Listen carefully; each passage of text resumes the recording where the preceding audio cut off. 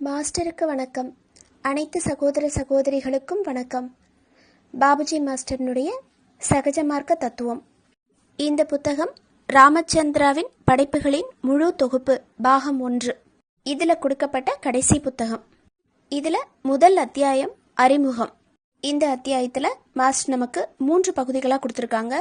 முதல்ல தத்துவத்தின் பொருள், 2வது சகஜ மார்க்கத்தின் வரலாறு, 3வது சகஜ மார்க்கத்தின் சிறப்பம்சங்கள்.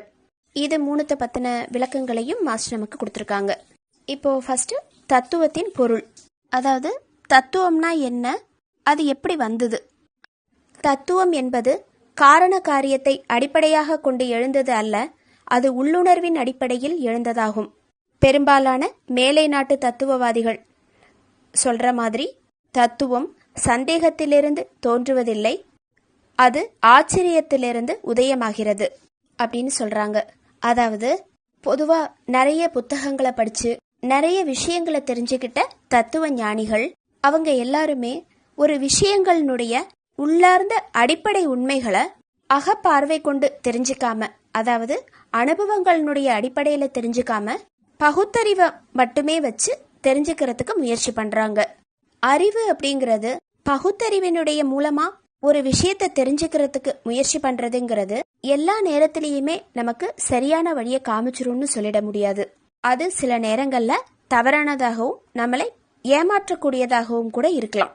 இப்போ இதுல முக்கியமா ஆன்மீகத்தை பொறுத்த வரைக்கும் தேவையில்லாத சாதனமான பகுத்தறிவை விலக்கி உள்ளுணர்வால ஒரு விஷயத்தை நாம அணுகும் போது, அதாவது அனுபவத்தின் மூலமா அணுகும் போது, அதுல எந்த விதமான ஒரு தவறோ குறையோ இல்லாம தூய்மையான வடிவத்துல நாம தேடக்கூடிய அந்த விஷயங்களுடைய உண்மையான தன்மைகள் வெளிப்படும், அதாவது சுய உருவில.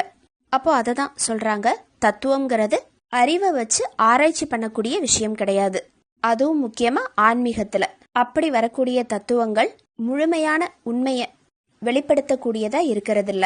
அப்போ உண்மையான தத்துவம்ங்கிறது உள்ளுணர்வினுடைய அடிப்படையில வரக்கூடியது. அதே மாதிரி ஆன்மீக பாதையில நாம போகும்போது நமக்கு இப்போ ஒரு சந்தேகம்ங்கிறது வந்துருச்சுன்னா அந்த சந்தேகத்தை விளக்கறதுக்கு நாம அறிவினுடைய துணையை தான் தேடுவோம். அப்போ அந்த அறிவை வச்சு நாம ஒரு விஷயத்தை தேடி அந்த சந்தேகத்தை விளக்கிக்கிறதின் மூலமா, அப்போ அதே மாதிரியான சந்தேகத்தை வேற யாராவது கேட்டாங்க அப்படின்னா நம்ம அறிவை வச்சு தேடின புத்தகத்திலேருந்து படிச்ச அந்த விஷயங்களை வச்சுதான் நம்ம அவங்களுக்கு பதில் கொடுப்போம். அவங்களுக்கு அந்த வார்த்தைகளை கேட்கறதுக்கு தத்துவம் மாதிரி தெரியலாம், ஆனா அது உண்மையிலேயே தத்துவம் கிடையாது, அது அறிவினுடைய வெளிப்பாடு மட்டும்தான். இப்போ அதே விஷயத்த, அதாவது ஆன்மீகத்துல ஒரு பயிற்சி பண்ணி அதுல நமக்கு அனுபவம் கிடைக்கும் போது அந்த அனுபவம் உள்ளுக்குள்ள ஒரு ஆச்சரியத்தை உண்டு பண்ணுது. அந்த ஆச்சரியத்திலிருந்து வெளிப்படக்கூடிய வார்த்தைகள் அதுதான் உண்மையான தத்துவம். கடவுளை அடைதல் அப்படின்னு யாரும் சொல்றதில்ல, கடவுளை உணர்தல் அப்படின்னு தான் சொல்றாங்க. அப்போ அந்த உணர்வு அது அனுபவத்துல இருந்து தான் கிடைக்குது. அப்போ உள்ளுணர்வுல அனுபவத்தால உணர்ந்து அங்க ஒரு ஆச்சரியமான நிலை வெளிப்படும் போது வெளிவரக்கூடிய வார்த்தைகள் தான் தத்துவம்னு சொல்லப்படுறது. இந்த தத்துவம் தான் உண்மையான விதத்துல சுயமான வடிவத்துல இருக்கு அப்படிங்கறத சொல்றாங்க. அப்போ தத்துவ ஞானிகள் அனுபவ ரீதியான வாழ்க்கைய, அதாவது ஆன்மீகத்துல ஒரு பயிற்சி அடிப்படையில போகிறதுக்கு முன்னாடியே அதுல கடவுளை பத்தின விஷயங்களை, இந்த பிரபஞ்சத்தினுடைய ரகசியங்களை, இதை எல்லாத்தையுமே தெரிஞ்சுக்கிறதுக்கு முயற்சி பண்றாங்க. அப்போ அது எல்லாத்தையுமே அவங்க அறிவின் மூலமா தெரிஞ்சுக்கிட்டு அதை வெளிப்படுத்துறாங்க.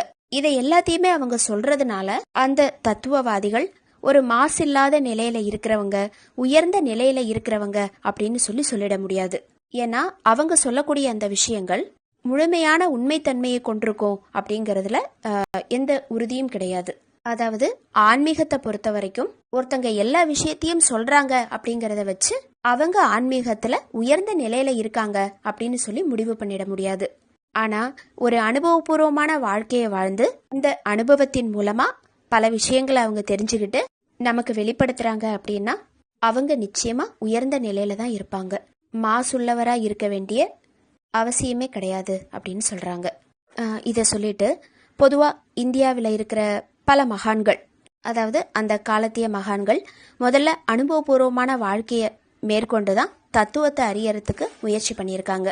அவங்க அந்த அனுபவபூர்வமான அந்த வாழ்க்கையில முன்னேற்றம் அடைஞ்சு அந்த முன்னேற்றம் அடைந்த நிலையில அவங்களால முடிஞ்ச அளவுக்கு இந்த பிரபஞ்சத்தை பத்தின ரகசியங்களை வெளிப்படுத்தியிருக்காங்க. அதுல வெளிவந்தது தான் 6 வகையான தத்துவ சித்தாந்தங்கள். அதாவது ஆன்மீகத்துல 6 தத்துவங்கள், ஷட் தர்சனங்கள் அப்படின்னு சொல்லப்படுறது. இந்திய தத்துவத்துல சொல்லப்படுற 6 முக்கியமான தத்துவ பாதைகள்.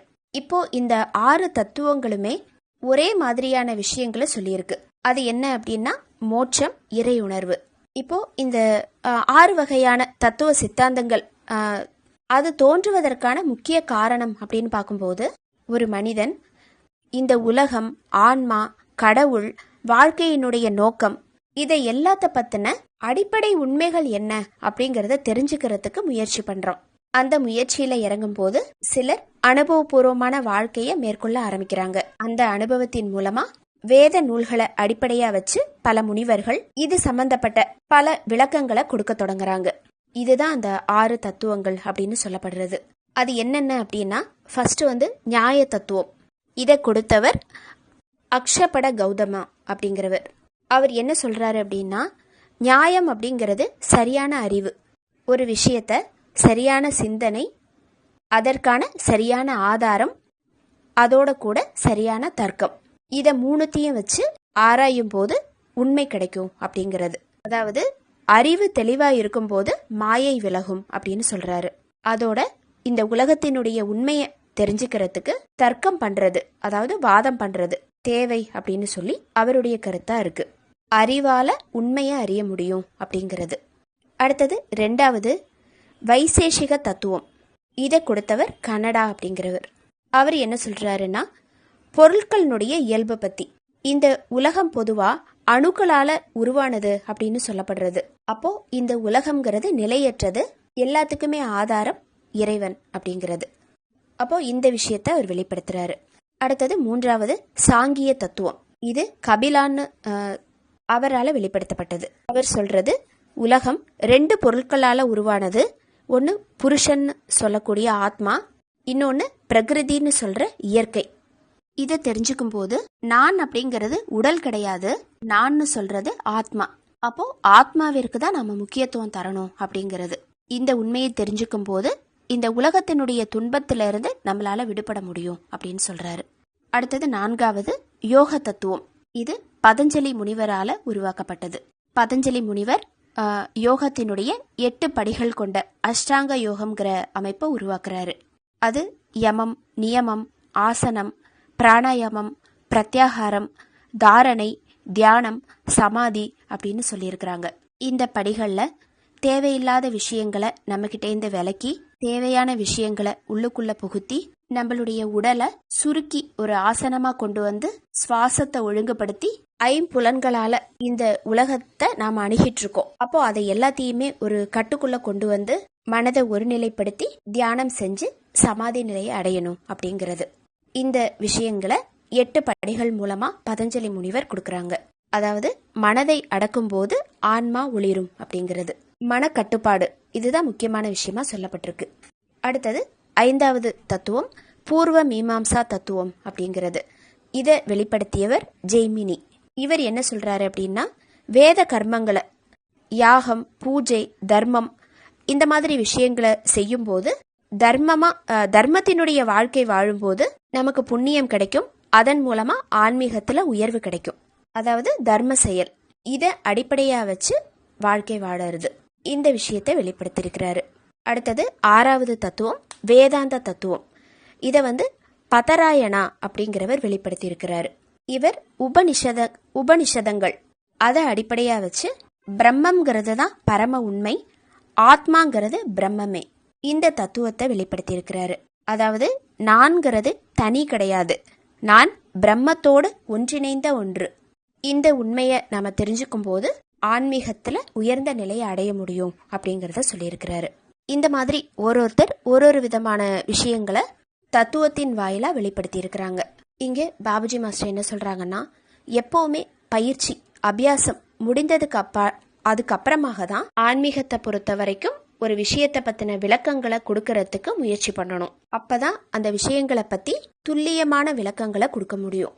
அப்படி இல்லாத பட்சத்துல அது எல்லாமே மேலோட்டமா தான் இருக்கும். இத புத்தகங்களை படிச்சுட்டு தன்னை தத்துவவாதிங்க அப்படின்னு சொல்றவங்களுக்கு குறிப்பா சொல்றேன் அப்படின்னு சொல்லியிருக்காங்க. இந்தியா ஆன்மீகத்தினுடைய இருப்பிடமா சொல்லப்படுறது. கடவுள், இறைவன், சத்தியம் இதை தேடக்கூடிய முயற்சி இங்க காலங்காலமா இருந்துட்டு இருக்கு. இறைவனை பத்தின அறிவு ஆன்மீக விஞ்ஞானமா சொல்லப்படுறது. அப்போ இதை எல்லாத்தையுமே அனுபவத்தின் மூலமா மட்டும்தான் நாம உணர முடியும். இதை சொல்லிட்டு பாபுஜி மாஸ்டர் இயற்கையினுடைய களஞ்சியத்தில இருந்து பாய்ந்து வெளிவரக்கூடிய இயற்கையினுடைய சக்திக்கு ஆக்கக்கூடிய திறன், அழிக்கக்கூடிய திறன், இது ரெண்டுமே இருக்கு. அதாவது ஆன்மீகத்துல உயர்ந்த நிலையை நோக்கி போகும்போது ஒரு அபியாசிக்கு இயற்கையினுடைய சக்திகளான ஆக்கக்கூடிய திறன், அழிக்கக்கூடிய திறன், இது ரெண்டுமே கிடைக்குது. இந்தியாவில் இருக்கிற முனிவர்கள் எல்லாருமே இந்த ஆக்கக்கூடிய சக்தியை மனித சமுதாயத்தை நல்வழிப்படுத்துறதுக்கு உபயோகிக்கிறாங்க. அதே மாதிரி அவங்களுக்கு கிடைக்கிற அழிக்கக்கூடிய சக்தி அதுவும் ஆற்றல் மிகுந்தது. ஆன்மீகத்தினுடைய உயர்ந்த நிலைகளுக்கு போகும்போது அந்த சக்திகள் எல்லாமும் ஒரு யோகிக்கு கிடைக்கப்பெறது. அப்போ கிடைக்கக்கூடிய அந்த அழிக்கக்கூடிய சக்திகள்ங்கிறது இந்த காலத்துல ஒரு விஞ்ஞானம் தயாரிக்கிற அணுகுண்டு அதுக்கு கூட ஈடாகாது அப்படின்னு சொல்றாங்க. அந்த அளவுக்கு அந்த சூட்சுமமான சக்தியை அதை பயன்படுத்தி இந்த உலகத்தையே அவங்களால அழிக்க முடியும். ஆனா ஒரு சிறந்த யோகி இந்த சக்திகளை தெய்வீக ஆணைக்கும் அங்கிருந்து வரக்கூடிய அந்த கட்டளைகள் அதுக்கு ஏத்த மாதிரி தான் பயன்படுத்துறாரு அப்படிங்கறத சொல்லிட்டு, இப்போ இன்னைக்கு காலகட்டத்துல அந்த அழிக்கக்கூடிய சக்திங்கிறது உபயோகப்படுத்தப்பட்டு வந்துட்டு இருக்கு. ஏன்னா இன்னைக்கு புதிய உலகம்ங்கிறது தேவைப்படுது. அந்த அழிக்கக்கூடிய சக்தியை சூட்சுமமான முறையில ஒரு யோகி பயன்படுத்தி புதிய உலகத்தை உருவாக்குறதுக்கு செயல்பட்டு இருக்கிறாரு. ஏன்னா இந்தியாவை பொறுத்த வரைக்கும் ஆன்மீக மறுமலர்ச்சி கட்டாயம் ஏற்படணும். அது ஒரு நாள் நிச்சயம் ஏற்படும். ஆனா அதுக்கு எவ்வளவு காலம் ஆகும் அப்படிங்கிறது அது ஒரு பொருட்டு இல்லை. ஆன்மீகம் இல்லாம எந்த ஒரு நாடுமே இந்த உலகத்துல நிலைச்சிருக்க முடியாது. இதை எல்லா நாடுகளுமே உணர ஆரம்பிச்சிருக்கிறாங்க. பலவிதமான அரசியல் தந்திரங்கள், யுத்த தந்திரங்கள், இது எல்லாமே இப்ப நடந்துட்டு இருக்கு. ஆனா இந்த நூற்றாண்டினுடைய இறுதியில பெரிய மாற்றங்கள் இந்த உலகத்துல நடக்க போகுது. அப்படி நிகழ்ற பல மாற்றங்களை மகிழ்ச்சியோட வரவேற்று ஆன்மீக நலனை மேம்படுத்தக்கூடிய அந்த வழிக்கு எல்லாருமே வரணும் அப்படிங்கறத சொல்றாங்க. இதை எல்லாத்தையுமே மாஸ்டர் சொல்லிட்டு ஒரு பெரிய தத்துவத்தை இங்க நான் வெளிப்படுத்தி இருக்கேன். ஆரம்பத்துல இந்த விஷயத்த மக்கள் புரிஞ்சுக்கலாம், இல்ல புரிஞ்சுக்காமையும் போகலாம். ஆனா காலப்போக்குல எல்லாருமே கட்டாயம் இதை உணர தொடங்குவாங்க அப்படிங்கறத சொல்றாங்க. இப்ப அடுத்தது இதனுடைய இரண்டாவது பகுதி, சகஜ மார்க்கத்தின் வரலாறு. இதுல சகஜ மார்க்கம்ங்கிறது எப்படி உருவாச்சு, எதற்காக உருவாக்கப்பட்டது, அதை பத்தின விளக்கங்களை மாஸ்டர் இங்க கொடுத்திருக்காங்க.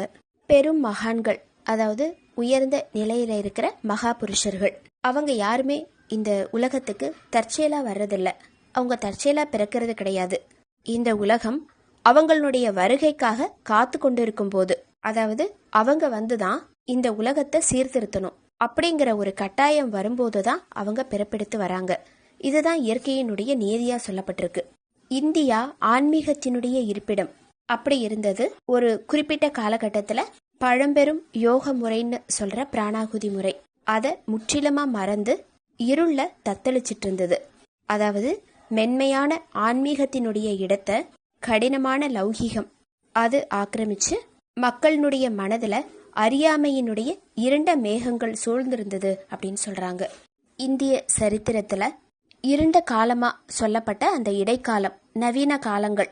இந்த காலத்துல அறிவாற்றல்ல உயர்ந்தவங்களையும் ஆன்மீக வளர்ச்சியில குறைந்தவங்களையும் தான் அதிகமா பார்க்க முடிஞ்சது.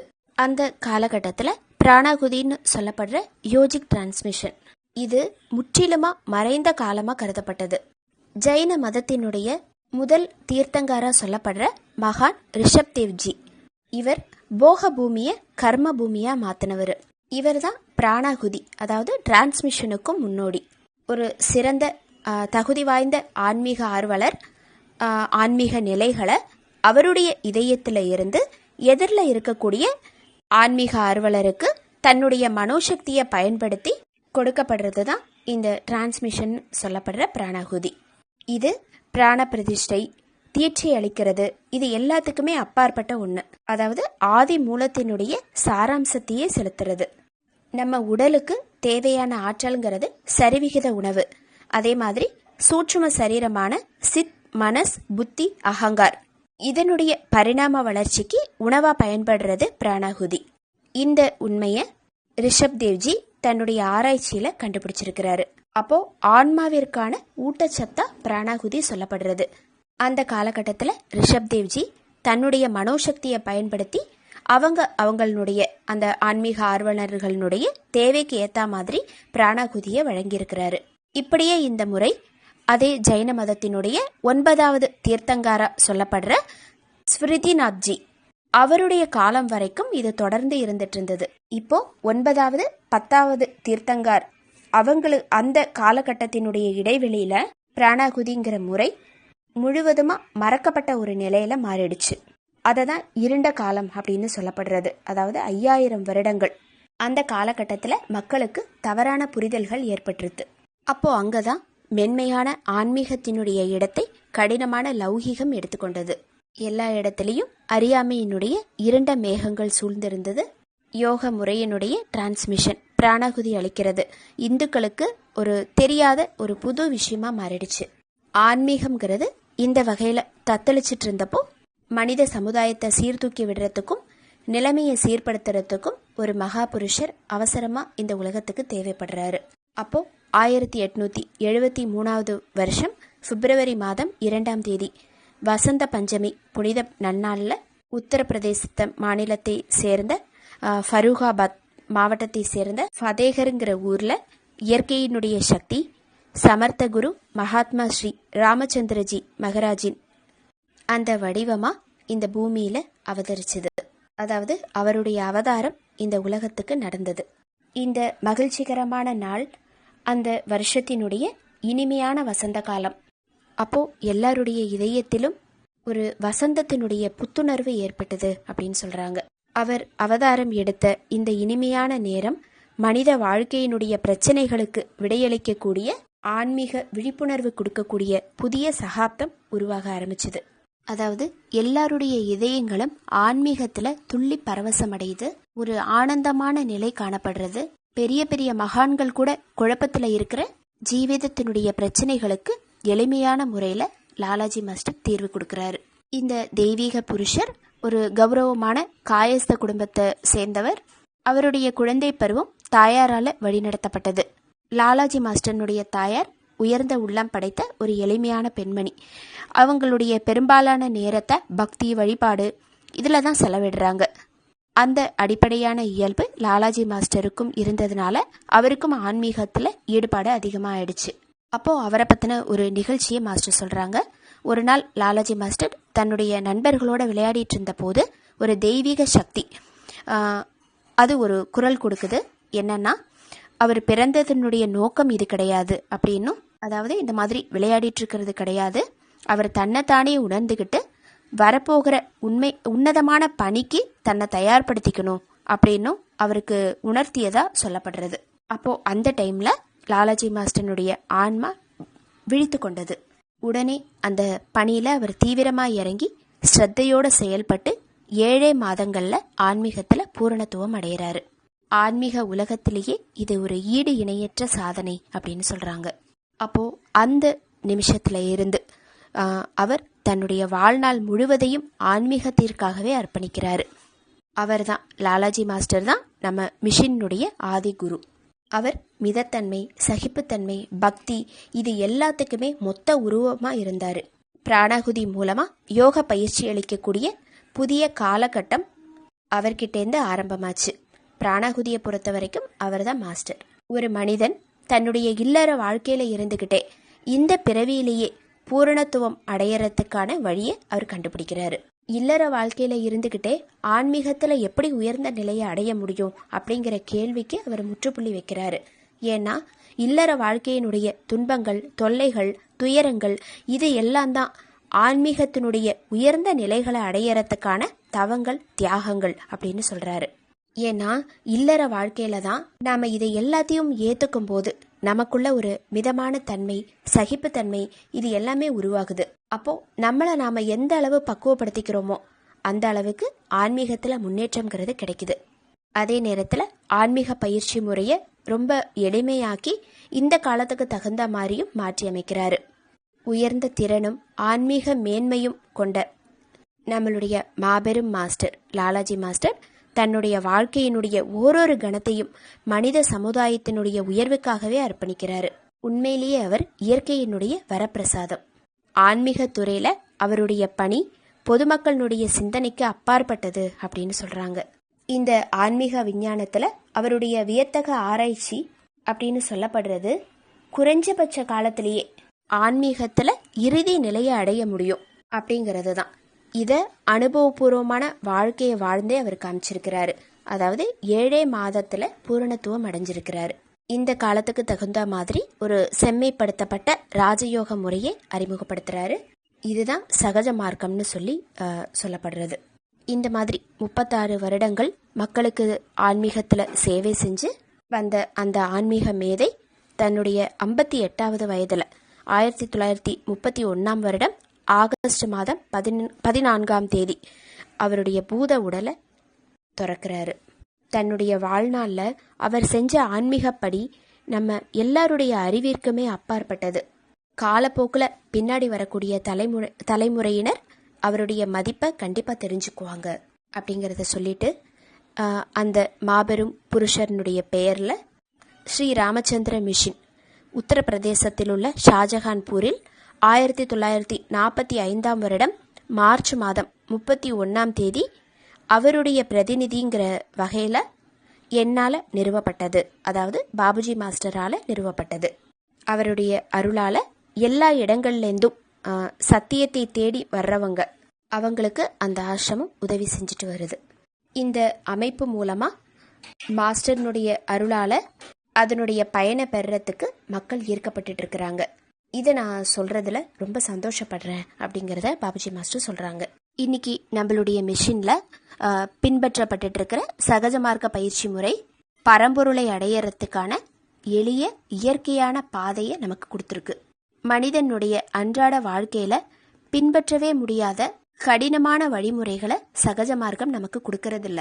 ஆன்மீகம்ங்கிறதே ரொம்ப கஷ்டம், இறைவனை அடையிறது சாதாரண விஷயம் இல்லை அப்படிங்கிற கருத்தையே நம்மளுடைய சகஜ மார்க்க முறை மாற்றி அமைச்சிருக்கு. இந்த சகஜ மார்க்க பயிற்சி முறையில் நம்மளுடைய புலன்களுடைய செயல்பாடுகள் ஒழுங்குபடுத்தப்பட்டு ஒரு மனிதன் முதலா மனித உருவம் எடுத்த போது இருக்கிற அந்த ஒரு நிலைக்கு இயற்கையான வழியில நம்மளுடைய பயிற்சி முறையை செய்யறதின் மூலமா அந்த நிலைக்கு போக முடியும் அப்படிங்கறத நமக்கு சகஜ மார்க்கம் கத்துத்தருது. அது மட்டும் இல்லாம இதுல சொல்லப்பட்டிருக்கிற பயிற்சிகளை தொடர்ந்து நாம செய்யும் போது நம்மளுடைய மனப்போக்குகள், அதாவது கீழான மனப்போக்குகள் உயர்ந்த உணர்வுறு நிலையை நோக்கி போகுது. அப்படி உயர்ந்த உன்னை தேடி போகும்போது உலகாதாய விஷயங்கள், அதாவது வக்கரமான செயல்பாடுகள், இது எல்லாமே நமக்கு தன்னிச்சையா நிறுத்தப்படுது. அதே நேரத்துல ஆன்மீக பாதையில நம்ம போகும்போது நம்மளுடைய மனித அமைப்பு முழுவதுமே தெய்வீகமா மாற்றப்படுது அப்படிங்கறத சொல்றாங்க. அதாவது சகஜ மார்க்கத்தினுடைய வரலாறு அதை பத்தி மாஸ்டர் இதுல சொல்லி முடிச்சிருக்காங்க. கடைசியா சாருஜி மாஸ்டர் சொன்ன ஒரு சின்ன கதை. இது ஒரு அற்புதமான விளக்கு பத்தின ஒரு கதை அப்படின்னு சொல்லிட்டு ஒரு ஆசாமி இந்த அற்புதமான விளக்க $100 மில்லியன் விலை கொடுத்து வாங்குறான். அந்த விளக்கு ஒரு அழகான விளக்கு. அதை தேய்க்கும் போது அதுல இருந்து ஒரு பூதம் ஒன்று வெளியில வருது. அது அவன் என்ன கேட்குறானோ அதை அப்படியே கொடுக்கும். முதல்ல அதை நினைச்சு ரொம்ப ஆச்சரியப்படுறான். அதே நேரத்துல அந்த பூதம் ஒரு நிபந்தனையும் சேர்த்து வைக்குது. அதாவது என்ன அப்படின்னா, அந்த பூதத்துக்கு தொடர்ந்து அவன் வேலை கொடுத்துக்கிட்டே இருக்கணும், இல்லைன்னா அந்த பூதம் விளக்கினுடைய உரிமையாளனை கொன்னுடும். அந்த மாதிரி ஒரு நிபந்தனை. அப்போ ஒரு பூதத்தை எப்படி தொடர்ந்து வேலையில ஈடுபடுத்திக்கிட்டே இருக்கிறது அப்படிங்கறத அவன் யோசிக்கும் போது முதல்ல அவன் ஒரு பெரிய மாளிகையை, ஒரு பெரிய வீட்டை எனக்கு கட்டி கொடு அப்படின்னு சொல்லி கேட்குறான். அவன் நினைக்கிறான் அந்த வீட்டை கட்டுறதுக்கு எப்படியும் 2 வருஷம் ஆகும் அப்படின்னு சொல்லி நினைச்சிட்டு அந்த வேலையை கொடுக்குறான். ஆனா அந்த பூதம் 2 நிமிஷத்துல அதை முடிச்சிருச்சு. உடனே அடுத்த வேலையை சொல்றான், இந்த உலகத்துல இருக்கிற எல்லா சமுத்திரங்களையும் எனக்குள்ள அடக்கிற மாதிரி ஒரு பெரிய ஏரியை உருவாக்கு அப்படின்னு சொல்றான். அதையும் அந்த பூதம் 2 நிமிஷத்துல செஞ்சு முடிச்சுட்டு நான் செஞ்சுட்டேன் அப்படின்னு சொல்லுது. உடனே இவனுக்குள்ள ஒரு பயம் உருவாக ஆரம்பிச்சிருச்சு. இந்த விளக்கை யார்கிட்டயாவது நம்ம கொடுத்துடலாம், இது நமக்கு சரியா வராது அப்படின்னு சொல்லி முயற்சி பண்ணும்போது அங்கேயும் அந்த பூதம் ஒரு நிபந்தனை வைக்குது. அது என்ன அப்படின்னா, நீ வாங்கின விலையோட குறைஞ்ச விலைக்கு விற்கணும் அப்படிங்கிறது. இப்போ அவன் $100 மில்லியன் கொடுத்து வாங்கினதுனால இதை குறைஞ்ச விலைக்கு விற்கிறதுல சிரமம் இல்லை அப்படின்னு சொல்லி வித்தர்றான். இந்த மாதிரி அந்த விளக்கு ஒருத்தர் பின்னாடி ஒருத்தரா விற்கப்பட்டுக்கிட்டே இருக்கு. கடைசியா ஒருத்தன் வாங்குறான் ஒரே ஒரு நாணயத்துக்கு. அந்த ஒரு நாணயத்துக்கு வாங்கின அவனால அந்த விளக்க அதுக்கு குறைஞ்ச விலைக்கு விற்க முடியல. அப்போ அந்த விளக்கு அவனையே கொன்னுருது. அப்போ வரம்னு வாங்கிட்டு வந்த ஒண்ணு தன்னையே அழிக்கக்கூடிய ஒண்ணா மாறிடுச்சு.